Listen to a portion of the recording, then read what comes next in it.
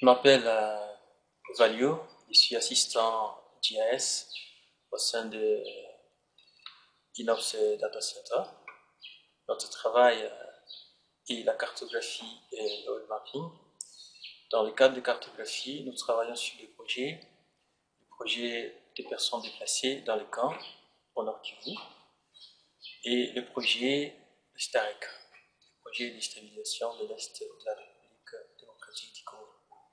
Dans le cadre du projet de personnes déplacées au Nord Kivu, nous travaillons dans les camps des déplacés. Notre travail est la cartographie des camps des déplacés. Et là, nous travaillons en collaboration avec des partenaires, dont la Première Urgence pour la cartographie. Nous formons les agents de Première Urgence dans la récolte de données en GPS. Ces données nous sont ramenées sous format MapSource que nous convertissons en shape et nous faisons les cartes de camps déplacés.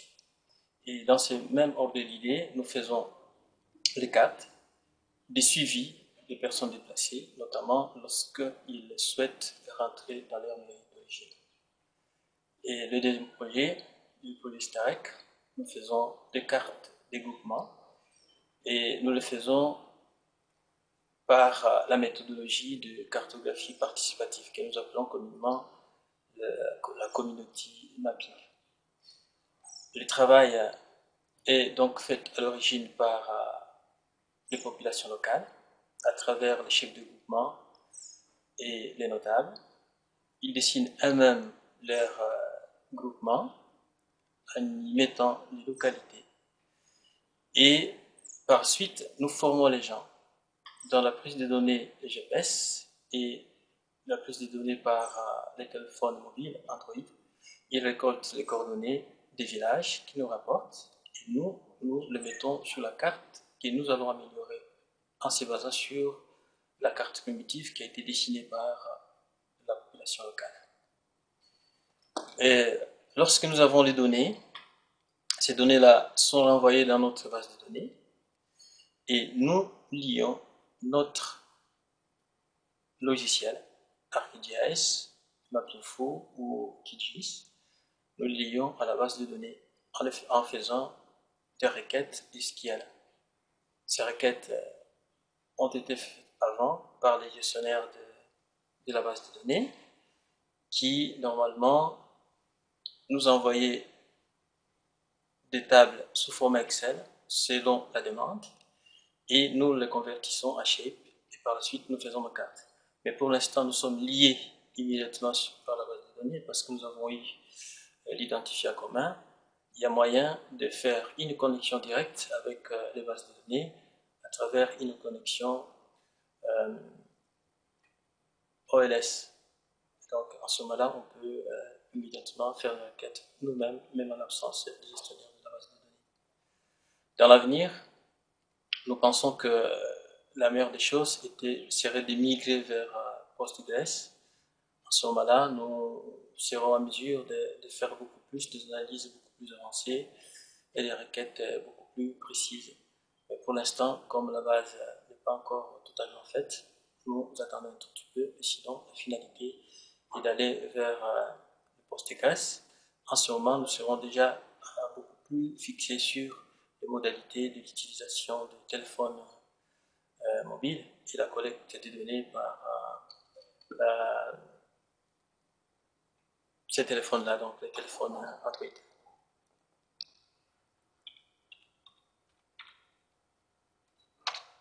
Voilà, là je suis connecté à la base de données. J'ai là la table du village que je peux immédiatement importer dans mon logiciel. Je peux l'ouvrir dans mon logiciel et ainsi faire la carte que j'ai ici, la carte de village. Je peux de la même façon ouvrir d'autres tables selon les besoins, selon la demande des utilisateurs des cartes. S'il me dit par exemple qu'il voudrait une carte sur la santé, là j'ouvre la table de santé et je fais une carte qui a le WhatsApp par exemple. La liaison entre mon logiciel et la base de données, je répète, je l'ai fait par une requête SQL.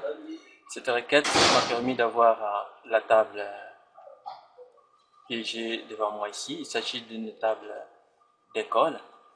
Là, mon objectif présente est de comparer les nombres des filles et des garçons par rapport au nombre total d'élèves dans chaque école, dans le groupement des Kamuronza par exemple. Normalement, je dois interroger la base de données. Et pour y arriver, je fais tout simplement une représentation par graphique circulaire. Je vais dans la partie de la légende, j'ouvre la table d'attributs et sur cette table, ouais, de propriété,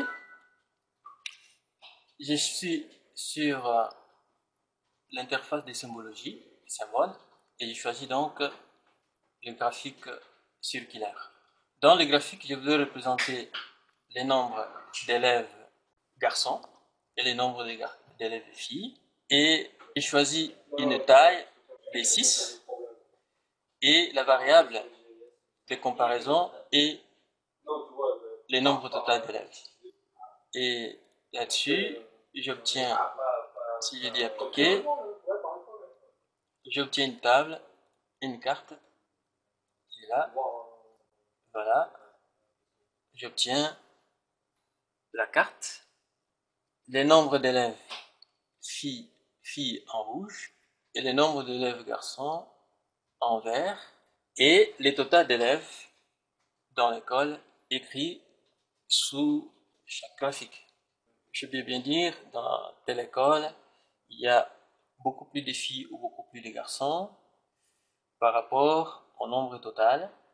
Et je peux également dire que dans Kamuronza, par exemple, beaucoup plus d'écoles se retrouvent autour des Saké, tu es là, alors que dans le nord, il y a peu d'écoles. Bien sûr, il y a une partie qui est occupée par le parc ici, qui est presque vide, mais sinon, Kamuronza a suffisamment de filles qui étudient par rapport à d'autres groupements.